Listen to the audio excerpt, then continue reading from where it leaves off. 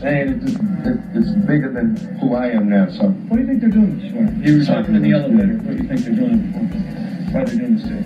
Because, I mean, the way this country is successful is that we have one set of rules and everybody follows them. If anybody gets outside of that set of rules and they're in the public view like I am, you know, it's like detrimental to everybody following the rules. If I'm representing, like, to what they think is that I represent lawlessness and the outlaw mentality, and I represent that thug mentality from the street. So they feel like if they can punish me, then it'll punish people who are not as brave as I am, who don't speak out against things like me, who not scared to walk through the streets with no bodyguards. So they need to put me in jail. These other guys, they don't have to put in jail because they can arrest them on smaller things. They can't arrest me on those small things. They gotta frame me. They gotta do things like this. They gotta have, 30 charges and none of them have to do with me. You know what I'm saying? How can you, if you really, while all these cameras are here, everybody goes on the grow on. How am I gonna forcibly do anything to a girl after she did it to me consensually? And that's not something I'm making up. That's what they said. They said that. The girl came to court and said she did this, she did that, she called my hotel, it was good. She said that, not me. Now, why am I gonna force her? I mean, this is common sense. But no matter what happens, innocent or guilty, my life is ruined. Because when they say, whatever they say in this verdict, y'all are not going to make it front page news. It won't be bigger, no matter what. All that you want to hear is that he's guilty, he's in jail, the reign of terror is over, the outlaw is gone. That's what they want to do. So I'm starting to think, I don't know which story to read. I don't know if this is, about, black and white and loud and quiet, or is it about me and this girl? Because if it's about me and this girl, come on, we shouldn't even be here. Coming down the elevator, something like that up. Why would she make something like that up? Because hell has no fury like a woman scorned. You know what I'm saying? I'm guilty of a lot of things. I'm guilty probably of being a male chauvinist pig. I'm guilty of probably not caring as much as I should. I'm guilty of not spending enough time with people like I should. But I'm not guilty of rape. Just because I don't want to be with that girl don't mean she has the right to say that I did all these things that I didn't do. You know what I'm saying? Just because, of course I can't spend my life with all the girls that I spend time with. But I'm not married. You know what I'm saying? That's not a crime for me to be promiscuous. It's not a crime for me to be with any girl I want to be with. It's a crime for that girl to turn that into a rape charge. Circumstances here, circumstances here that is what one has done. She wasn't here.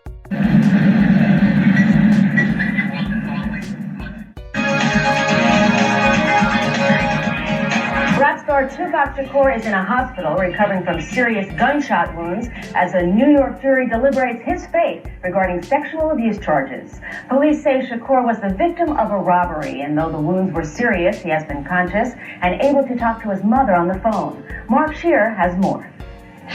Police say controversial rap star Tupac Shakur was entering the street-level lobby of an 8th-floor recording studio near New York's Times Square after midnight when 3 robbers confronted him and his friends.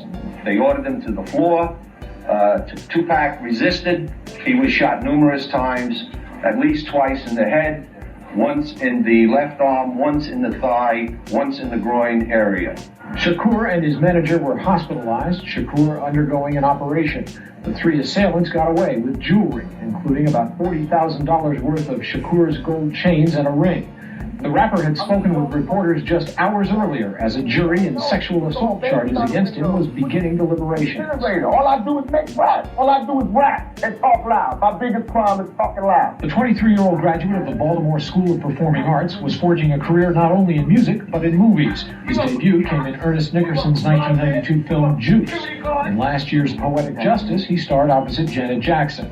But the son of a former Black Panther Party member has found himself on the police blotter almost as often as in the entertainment news. Shakur had 5 arrests in 1993 alone, including one on aggravated assault charges stemming from an Atlanta shootout with off-duty police officers. That case was dismissed. He was convicted earlier this year in Los Angeles of battery and carrying a concealed weapon.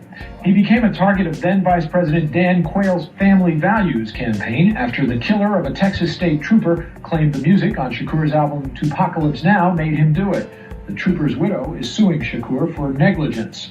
In November of 1993, Shakur and 2 other men were charged with sodomy and sex abuse, as well as weapons charges, after a teenage fan accused Shakur of luring her to his New York hotel room and forcing her to perform oral sex on his friends. Tupac Shakur, with the words "Thug Life" tattooed on his abdomen, seems bent on bolstering his gangster rap credentials by living the life as well as rapping about it. Mark Shearer, CNN Entertainment News, New York. On crime and violence this hour, the subject is Tupac Shakur, rapper, actor, court defendant, and now shooting victim. Shortly after midnight, 12:25 a.m. on Wednesday morning, Tupac Shakur was shot 5 times in the lobby of this Manhattan building right behind me. Police say it appeared to be a robbery attempt committed by 3 men as Tupac was on his way to a recording studio on the 8th floor of the Powers building. Shakur was reported in serious but stable condition at Bellevue Hospital and entered surgery at 10 a.m. Wednesday morning to check for internal bleeding. He was grazed by 2 shots to the head and wounded in the thigh, hand, and groin. Tupac's bodyguard, Fred Moore, also was shot in the incident. He's in stable condition at another hospital with a stomach wound. The gunmen, who remain at large, also made off with $40,000 worth of jewelry. Shakur's lawyers, who are downtown awaiting the jury's verdict on sexual assault charges against Tupac, say the shooting looks like a setup and smells like a setup. Tupac Shakur's lawyers are implying this may be a New York Police Department conspiracy against Tupac, as the first officer on the scene that night was on the same side of the street as the shooting, yet no suspect was caught. Now remember, y'all, the subscribe button is for free, yo. The like button is to push the algorithm, yo. You know, one thing that like really trips me out is like, y'all too busy worrying about the Puff Daddy trial. Nobody don't give a damn about that Puff Daddy trial, man. Now, let me ask y'all this rhetorical question, yo. Like, for real. Yes, I already know he's a sexual deviant. I already know about that. But what's more important? Him prostituting women, which they actually condone the sexual stuff, even though they was under the influence, they still said yes. Or unsolved murders. Come on, yo. We're gonna look at Keefy D. It's called Compton Street Legend. You know what I'm saying? I'm gonna be doing role playing, so when you start hearing my voice start switching on and off, you feel me? That's the characters that I'm actually portraying as. You feel me? Now remember, yo, parental discretion is advised. Okay? When my phone rang, I already knew who it was and why they were calling. Nigga, I'm on parole. I can't be strolling down the Metropolitan Detention Center. That's a federal prison downtown in LA. I was expecting Boss Man phone call because his girl came to visit me at my house. She said she had to deliver a message. Boss Man wants you to come visit him. That's what she replied. I shared my concerns with her. Tell Boss Man I said to give me a call. My phone rung the next morning. I knew who it was. It was that nigga. Boss Man was a big time nigga on the street. If he called me for a visit, I know it wasn't no BS. In 1990, the fuzz took Boss Man down in his crew. It was like 41 niggas, and he took down Boss Man. Oh no. They confiscated all his S. They took 26 cars, 13 Harley Davidsons, 4 businesses, 20-something houses, and $9 million in cash. Oh my God. My dilemma was, I was nervous as hell going up in there because I'm still on parole. I wasn't sure if my ass was going to walk in or out. After my open statement, Boss Man responded like he didn't even hear the word I said. Boss Man reply was, nigga, I got a plug up here. I need you to come up here to see me. You said the magic word, plug. Next day, I push my nerve aside to come see that nigga. Dog, I need you to move 300 keys out here. You the only nigga I got left. He continued. Nigga, I'm going to use that money to start a record company called Death Row. What do you think about that? My reply was, S-word, I don't know what to think, man. You know nothing about a record business, I asked. Boss man like, nah. You want to be the head of it? I said, hell no. I don't know nothing about the record business. Just give me the dope, dog. Boss man reply was like, you think it's going to work? He wanted to allow? My reply was, I don't want to hurt his feelings, but I'm going to keep it a buck with him. Man, I don't think so, dog. I'm giving you my true observation.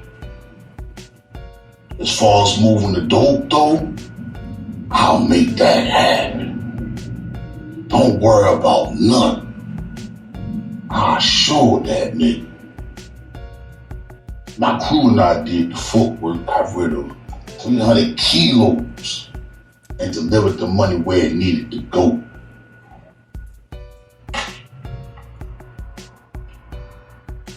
Then there have been books and documentaries in the works of Death Row Records. And once how I got started, I got nothing to say about that, the good or the bad.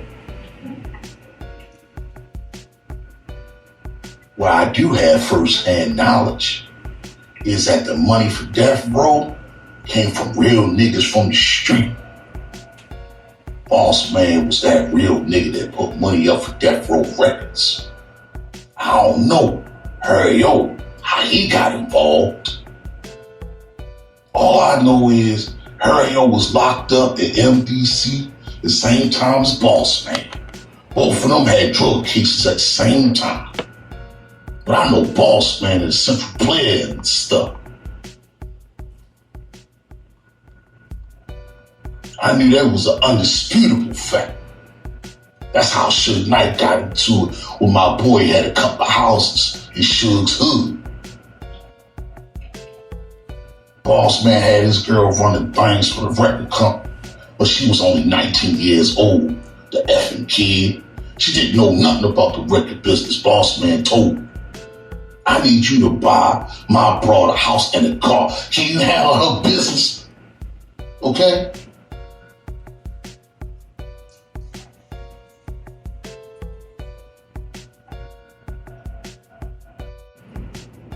Boss Man and I ended up falling out over some dumb S. His broad came over to my house one day with some white guys telling me to give her some money. I recall some game one of my advisors once told me, B, you like white boys. They'll tell your ass anything. I never forgot that. I said, B, first of all, you don't have no business bringing no white people to my house. What you want me to be, Boss Man, sell me? What the F you trying to do? I guess she relayed and told Boss Man what it was, what I said, and he ain't like that S. Not only did me and my crew put in the work to get the money to start Death Row, but one day Suge Knight called me.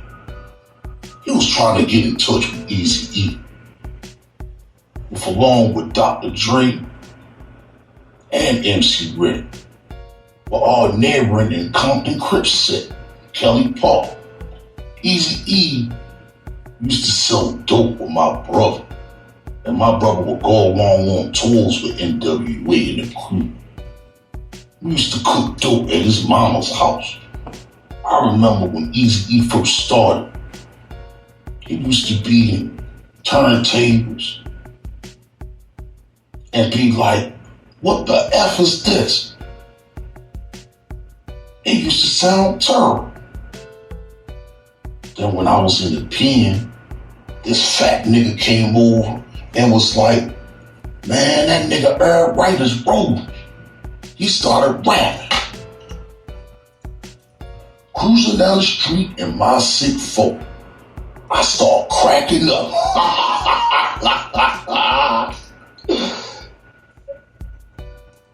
Suge and I both knew Eazy, because Eazy was an adult guy. Suge tried to influence Eazy to be part of the Death Row. Eazy was like, man, nah, I'm sticking with Ruthless. Suge called me that day and asked me to help him get Dr. Dre's number. I didn't know Dr. Dre personally, but I made a few phone calls and I got Dr. Dre's number. Next thing I know, he convinced Dre to come to Death Row. Boss Man persuaded Dr. Dre because he had a lot of money to play with. Eazy-E Wright was throwing a little $70,000 checks around.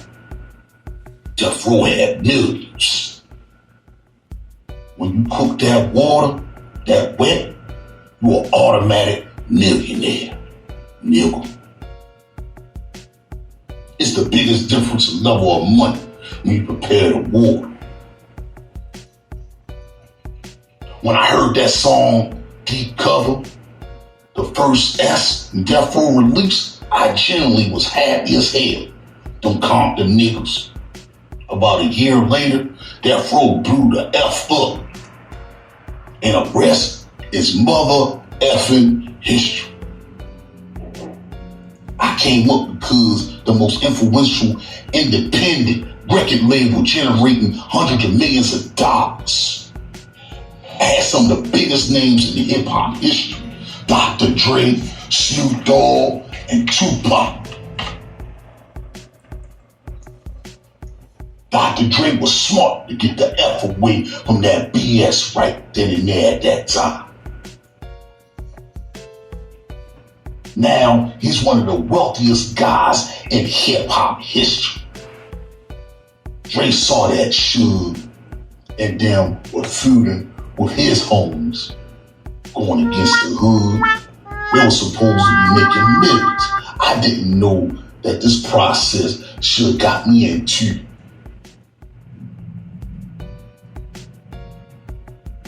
That he had no business getting involved in. I'll never understand why that nigga Suge would wait to reach $100 million to become a gang member. Don't be too surprised by the collaboration that existed. I was willing to be a part of getting Death Row off the ground. But keep in mind, at that time, things was cool between Suge and I. Remember, Suge wasn't a blood back then.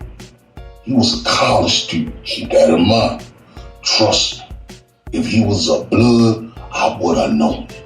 Trust me. The generation of Crips. And these Crips and this new generation today, they're different. When we was young, we were dangerous. The Bloods couldn't even wear red.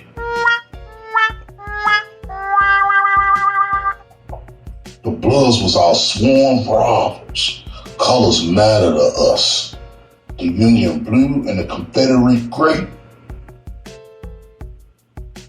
The fighting between us was almost first. If we saw somebody wearing red, we will make them make a U-turn and get their asses out of there. no questions asked. It calmed down a lot. But in my generation, Crips were vicious, and people knew it. The first time I had conflict with any death row people was at a video shoot for a group Suge was working with called 69 Girls. At a mansion in Hidden Hills, Sergeant Reynolds, who was a Compton police officer, but moonlighted in the private security for death row, the asshole, was out there in front of the gate wearing a lightweight security gear. He had previously had run-ins with Reynolds and Compton. But we didn't know it then. We were going to have more couple of costly run-ins with this fool in the future. Reynolds was like, y'all ain't getting in here. I didn't know why the hell y'all came out here in the first place. We were about 4 cars deep. We were at the bottom of the hill. We needed to go up the hill where the gate was at so we could get in. We saw the girls from Compton and we knew who they were. And I yelled, hey, tell Suge to come down here. After a few minutes, Suge came down, walking down the hill. Suge asked, Keefy D, who y'all with? I said, all of us. And I turned over and looked over my shoulder, my crew I was rolling with that night. He turned to Reynolds and said, Reynolds, let Keefy D and his crew in. We were clowning Reynolds' ass all night long. We rolled past the entrance gate and headed up the hill.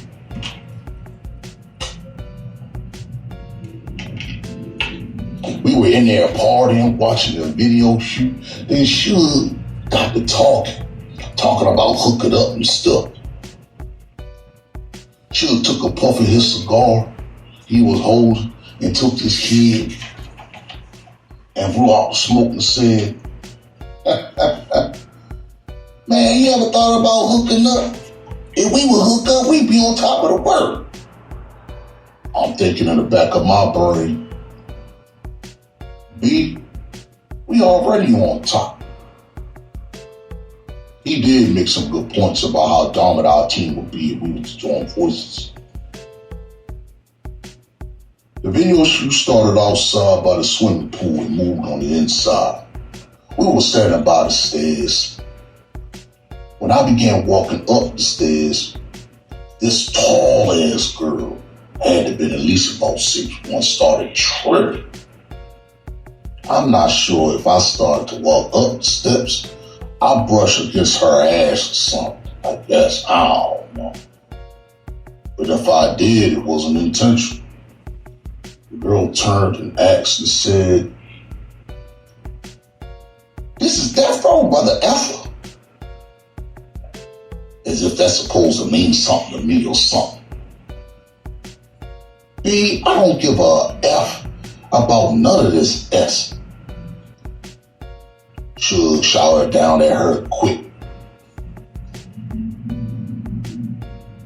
B, is you crazy? Shut up. I don't understand why she chose to F with me. Of all the people, I was the worst one she said that stupid S to. Because I really didn't give a F. If she knew who I was, she wouldn't have even said that ignorant S. A couple of months later, the next night while we were hanging out at the Llama Park, we're going to start where we stopped at, y'all. Make sure y'all hit that like button and subscribe. The subscribe button is for free, y'all, like I told y'all earlier, you know what I'm saying? And now we're going to continue wait, but just to let y'all know, I also have an app and I got a platform on TikTok. Okay, it's called the Joker's Pit. Like I noticed, like it's really a lot of competition on YouTube. Like I said. But for the most part, the part that like really irritates me are the celebrities, you feel me? Because they talk about a whole bunch of lies, a whole bunch of nonsense, a whole lot of demonic nonsense, you know what I mean? Which is really irrelevant to the algorithm. But people feed into it. So I decided to go to a different website. My platform is like really growing. I'm almost close to 400 subs. Now, mind you, I just started this platform like 2.5 months ago. If you do want to start a platform, I would advise y'all to go to TikTok. You grow much faster. YouTube is a lot of politics, a lot of restrictions, a lot of copyright nonsense, a whole bunch of hoopla that's like really unnecessary. The main platform is to go viral. YouTube is full of politics and full of nonsense. Now, we're going to continue wait on Compton Street Legend. Now remember, parental discretion is advised. Let's start right back over where we was at, yo. We're on page 86, and we're gonna stop on page 90. Now, just to let y'all know, when I continue with page 91 is the main event. And it has something to do with the Vegas events that took place back in 96. Okay? Now mind you, I'm going to start role playing. When you start seeing my voice change, you're going to hear it. You're going to tell the difference, y'all. A couple of months later, one night, we were hanging out at the Llama Park Club on Robinson and Santa Monica Boulevard. We ran into the same girl with her crew of girls. I knew we would run into her one day and whip her ass for getting smart that night. You remember me, B? This is Death Row, mother effer. Remember? I was with some Southsiders and Grape Street. Those girls got their ass beat that night. I knew if the girl run back and told Suge those Southside niggas whipped our ass, it wouldn't have mattered to me. I don't give a F. The next time I saw Suge was a few months later. There was about 50 Crips, Southsiders, Nutty Block, and Grape Street kicking it in front of the club on Sunset Boulevard. Right across from the Rocks. Suge, Tupac, Snoop rolled up. Each in a different colored Rolls Royce. Suge led the way in the candy apple red Rolls Royce with the matching red Godfather hat. Snoop whip was black. Tupac car was white. Suge said, Keefy D, what's up? Suge shouted. All the crooks was like, damn, cuz. Calling me like that, Keefy boy. Suge double parked out, man. Hey, man, is it cracking in here? I'm like, nah, not really. If you want to get some action, let's go to Club Paradise. Club Paradise was a little rinky-dink club with a high in Santa Monica. Back then, they were ratchet.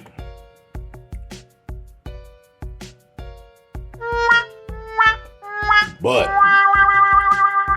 if you want most of the pussy in Club Paradise, it'll be a big qualification for you to be accepted, because that's all they need is money. People will be scrolling in the bathrooms, straight hood-esque. I would let Suge know what it is. The decision was made to go to Club Paradise to see what was cracking. I was riding in the car behind Tupac. There were crowds of people on both sides of the street. When we hit the corner, somebody shot at Suge Red Rose's voice. Booker, Booker, Booker.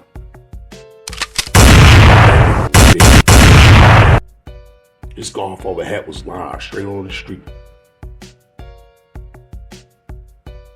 Suge probably felt that it was something to do with the situation that we're about to do. But he didn't put two together.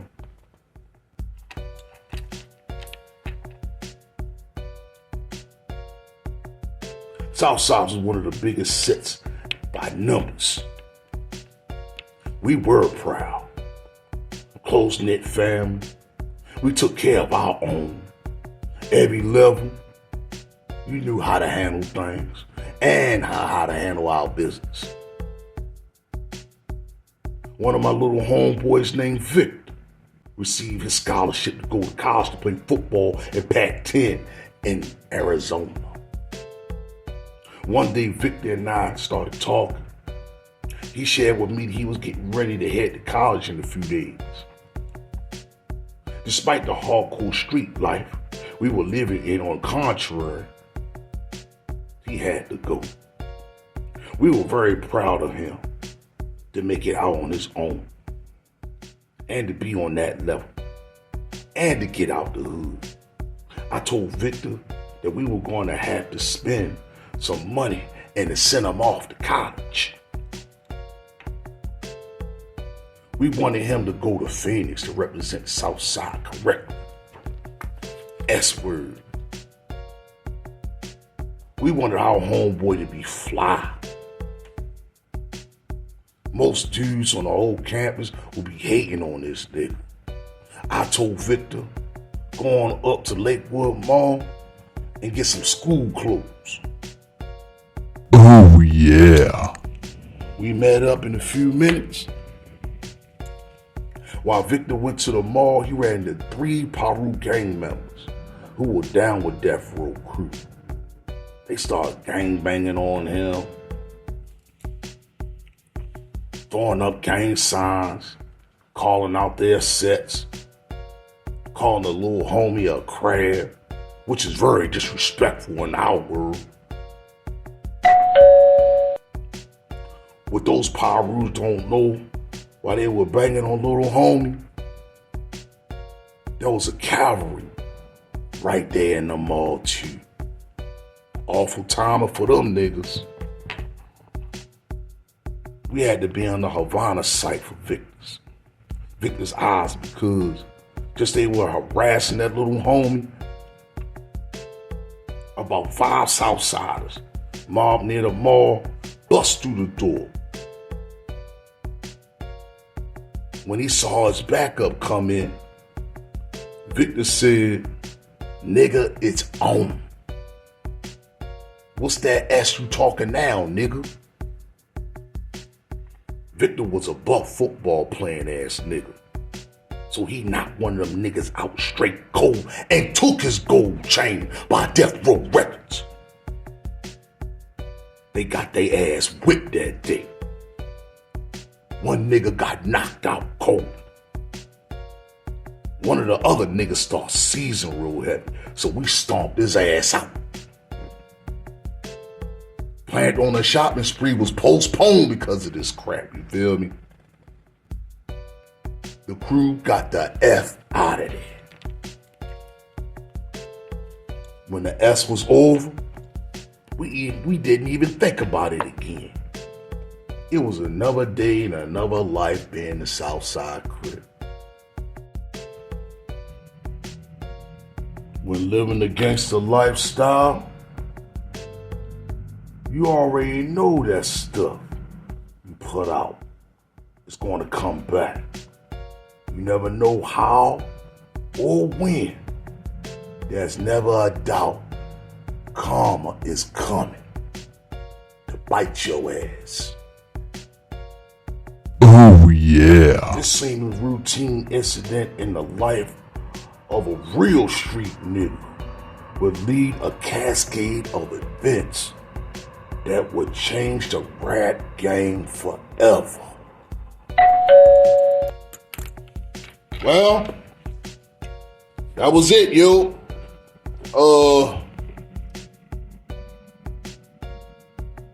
He met up with Suge Knight. Because it seemed like he was trying to get put on, you feel me? He was trying to get put on because he wanted to start his own company. But at first he wasn't with it. He'd rather just sell dope.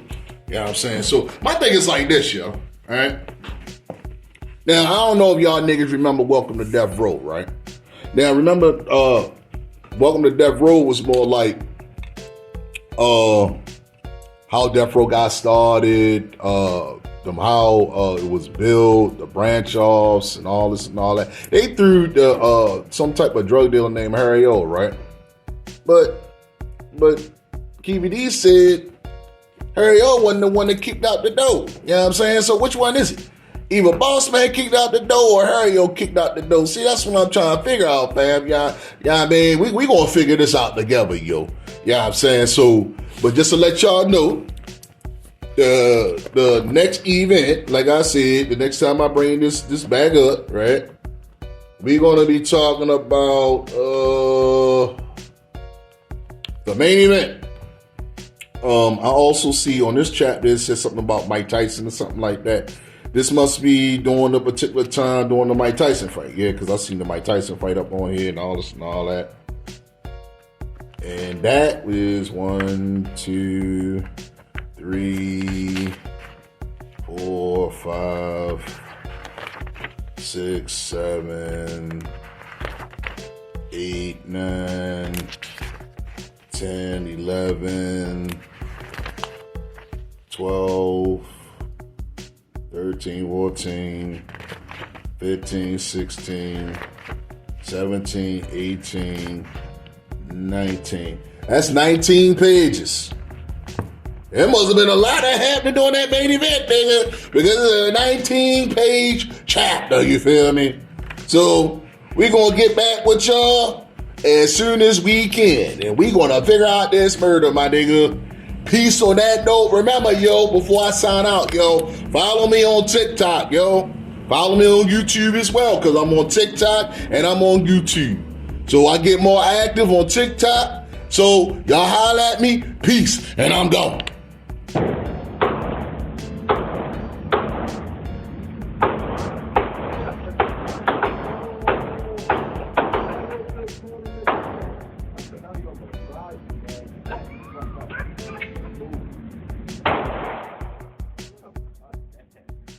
If you reach for my chain, I'm going to send your ass to God. Don't ask me about my pieces or you will see Jesus. I'm just letting you know, if you so happen to look at my chain, I'm going to blow your ass off. If you so happen to ask, bro hero, can I touch your chain? I'm going to blow your ass off. If you so happen to just stare at my chain, I'm going to blow your ass off.